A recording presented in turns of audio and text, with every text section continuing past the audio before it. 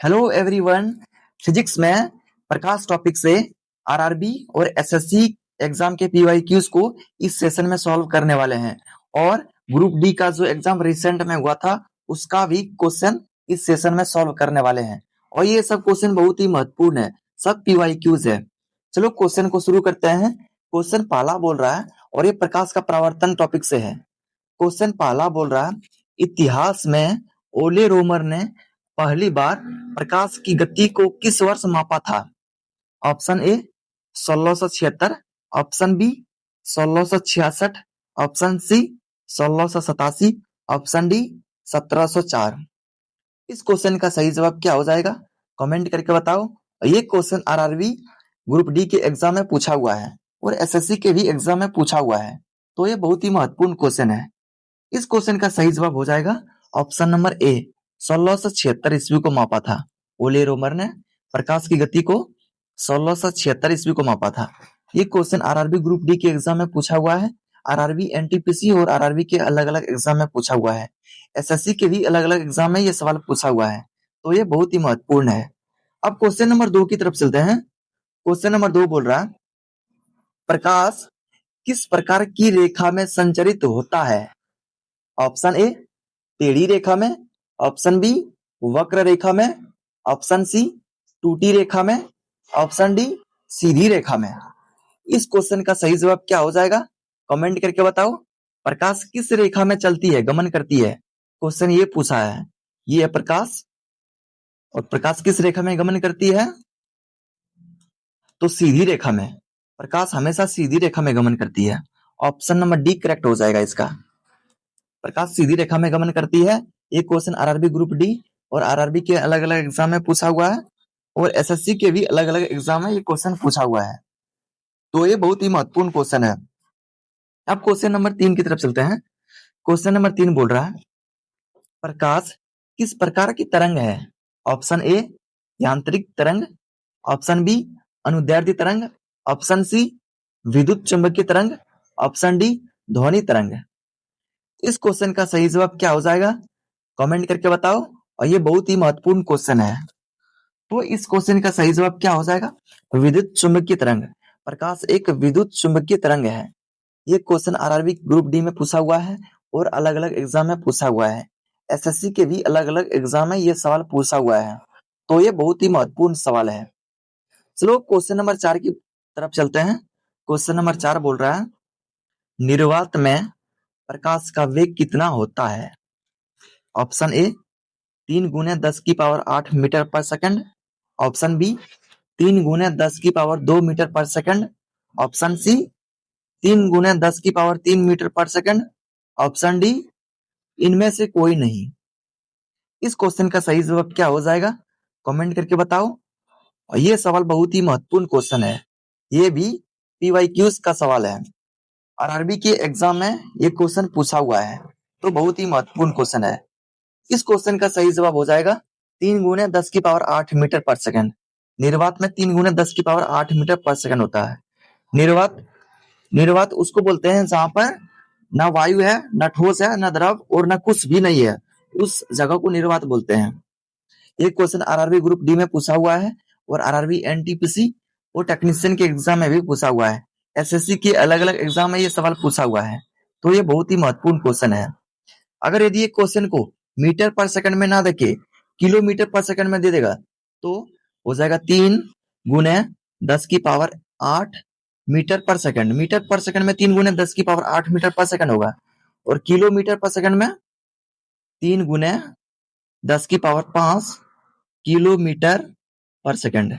ये दो ऑप्शन में से कोई एक ऑप्शन देता है और ये बहुत ही इंपॉर्टेंट है। अब क्वेश्चन नंबर 5 की तरफ चलते हैं। क्वेश्चन नंबर 5 बोल रहा है, जिन पदार्थों से होकर वस्तुओं को स्पष्ट रूप से नहीं देखा जा सकता है उन्हें क्या कहते हैं? ऑप्शन ए पारदर्शी, ऑप्शन बी अपारदर्शी, ऑप्शन सी अर्धपारदर्शी, ऑप्शन डी परावर्तक। इस क्वेश्चन का सही जवाब क्या हो जाएगा? कमेंट करके बताओ। और ये क्वेश्चन आरआरबी ग्रुप डी के एग्जाम में पूछा हुआ है, तो ये बहुत ही महत्वपूर्ण क्वेश्चन है। इस क्वेश्चन का सही जवाब हो जाएगा ऑप्शन नंबर बी अपारदर्शी। जिन वस्तुओं से होकर जिन पदार्थों से होकर वस्तुओं को स्पष्ट रूप से नहीं देखा जा सकता है उन्हें अपारदर्शी वस्तु कहते हैं। ये सवाल आरआरबी ग्रुप डी के एग्जाम में पूछा हुआ है, एनटीपीसी और आरआरबी के अलग अलग एग्जाम में पूछा हुआ है, एसएससी के भी अलग अलग एग्जाम में ये क्वेश्चन पूछा हुआ है, तो ये बहुत ही महत्वपूर्ण क्वेश्चन है। अब क्वेश्चन नंबर 6 की तरफ चलते हैं। क्वेश्चन नंबर 6 बोल रहा है वे वस्तुएं जो अपनी रोशनी स्वयं उत्पन्न करती है उन्हें क्या कहते हैं? ऑप्शन ए परावर्तक वस्तुएं, ऑप्शन बी प्रकाशित दीप्त वस्तुएं, ऑप्शन सी अपारदर्शी वस्तुएं, ऑप्शन डी अंधकारमय वस्तुएं। इस क्वेश्चन का सही जवाब क्या हो जाएगा? कमेंट करके बताओ। और ये क्वेश्चन आरआरबी ग्रुप डी के एग्जाम और एसएससी के एग्जाम में पूछा हुआ है, तो ये बहुत ही महत्वपूर्ण है। इस क्वेश्चन का सही जवाब हो जाएगा प्रकाशित यानी दीप्त वस्तुएं। जो रोशनी स्वयं देती है उन्हें दीप्त वस्तुएं कहते हैं, प्रदीप्त। एक क्वेश्चन आरआरबी ग्रुप डी में पूछा हुआ है और एनटीपीसी के एग्जाम में पूछा हुआ है, एसएससी के भी एग्जाम में ये सवाल पूछा हुआ है, तो ये बहुत ही महत्वपूर्ण क्वेश्चन है। अब क्वेश्चन नंबर 7 की तरफ चलते हैं। क्वेश्चन नंबर 7 बोल रहा है जब प्रकाश एक माध्यम से दूसरे माध्यम में गुजरता है तो निम्नलिखित में से कौन सी भौतिक राशि परिवर्तित नहीं होती है? ऑप्शन ए वेग, ऑप्शन बी तरंगदैर्ध्य, ऑप्शन सी आवृत्ति, ऑप्शन डी अपवर्तनांक। इस क्वेश्चन का सही जवाब क्या होगा? कमेंट करके बताओ। और ये क्वेश्चन आरआरबी ग्रुप डी और एसएससी के एग्जाम में पूछा हुआ है, तो ये बहुत ही महत्वपूर्ण क्वेश्चन है। इस क्वेश्चन का सही जवाब हो जाएगा आवृत्ति। जब प्रकाश एक माध्यम से दूसरे माध्यम में प्रवेश करेगा तो अपवर्तनांक बदलेगा, उसका अपवर्तनांक बदल जाएगा, तरंगदैर्ध्य बदल जाएगा और वेग भी बदल जाएगा, आवृत्ति नहीं बदलेगा। ऑप्शन नंबर सी इसका करेक्ट आंसर हो जाएगा। ये क्वेश्चन आरआरबी ग्रुप डी और एनटीपीसी जेईई के एग्जाम में पूछा हुआ है, एसएससी के भी अलग अलग एग्जाम में ये क्वेश्चन पूछा हुआ है, तो ये इंपॉर्टेंट क्वेश्चन है। अब क्वेश्चन नंबर 8 की तरफ चलते हैं। क्वेश्चन नंबर 8 बोल रहा है जिस पदार्थ से होकर प्रकाश आसानी से पारित हो सके उसे क्या कहते हैं?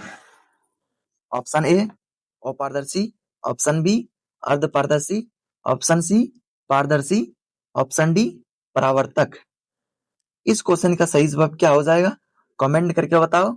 और ये क्वेश्चन आरआरबी ग्रुप डी और एसएससी के एग्जाम में पूछा हुआ है, तो इस क्वेश्चन का सही जवाब हो जाएगा ऑप्शन नंबर बी पारदर्शी। जिन पदार्थ से होकर प्रकाश आसानी से पारित हो सके उसको पारदर्शी वस्तु कहते हैं। ये वस्तु है और प्रकाश यहाँ से अगर दी गुजरेगा तो सीधा अगर दी पार हो जाएगा प्रकाश तो ये पारदर्शी वस्तु कहलाएगा, पारदर्शी वस्तु कहलाएगा। तो ऑप्शन नंबर सी इसका सही आंसर हो जाएगा। ये क्वेश्चन आरआरबी ग्रुप डी में पूछा हुआ है और आरआरबी के अलग अलग एग्जाम में पूछा हुआ है, एसएससी के भी अलग अलग एग्जाम में ये सवाल पूछा हुआ है, तो ये इंपॉर्टेंट क्वेश्चन है। अब क्वेश्चन नंबर 9 की तरफ चलते हैं।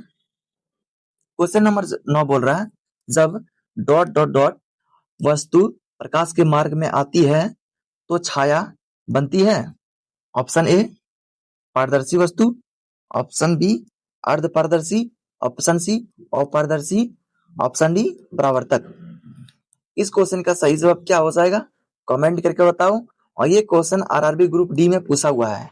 छाया कब बनता है? ये प्रकाश है और ये लाइट जब पड़ेगा किसी वस्तु पर, ये ऑब्जेक्ट है, यहाँ पे वस्तु है, ऑब्जेक्ट ये है वस्तु, तो छाया कब बनेगा? जब इस पर प्रकाश पड़ेगा और अपारदर्शी वस्तु इसके सामने आएगा प्रकाश के सामने, तो छाया इसके पीछे बनेगा। छाया कहाँ बनेगा? इसके पीछे, यहाँ छाया बनेगा इसका। तो अपारदर्शी वस्तु बीच में आएगा तब छाया बनेगा। इस क्वेश्चन का सही जवाब हो जाएगा ऑप्शन नंबर सी अपारदर्शी वस्तु। छाया कब बनती है? जब अपारदर्शी वस्तु प्रकाश के मार्ग में आती है तब। ये क्वेश्चन आरआरबी ग्रुप डी में पूछा हुआ है और एसएससी के भी अलग अलग एग्जाम में पूछा हुआ है, तो ये इंपॉर्टेंट क्वेश्चन है। अब क्वेश्चन नंबर 10 की तरफ चलते हैं। क्वेश्चन नंबर 10 बोल रहा है जब प्रकाश किसी चिकनी चमकीली सतह पर आपतित होता है तो किस प्रकार का परावर्तन होता है? ऑप्शन ए नियमित, ऑप्शन बी विसरित, ऑप्शन सी नियमित, ऑप्शन डी इनमें से कोई नहीं। इस क्वेश्चन का सही जवाब क्या हो जाएगा? कमेंट करके बताओ। और ये क्वेश्चन आरआरबी ग्रुप डी के एग्जाम में पूछा हुआ है। चलो इस क्वेश्चन को सॉल्व करते हैं। ये प्रकाश है और प्रकाश किसी चिकनी सतह पर पड़ रहा है। ये चमकीली और चिकनी सतह है, तो प्रकाश इधर से आएगा, प्रकाश की किरण यहाँ से आएगा और टकरा के सीधा चल जाएगा। प्रकाश की किरण आएगा और टकरा के सीधा चल जाएगा। और एक है, और प्रकाश एक और बना लेते हैं यहाँ,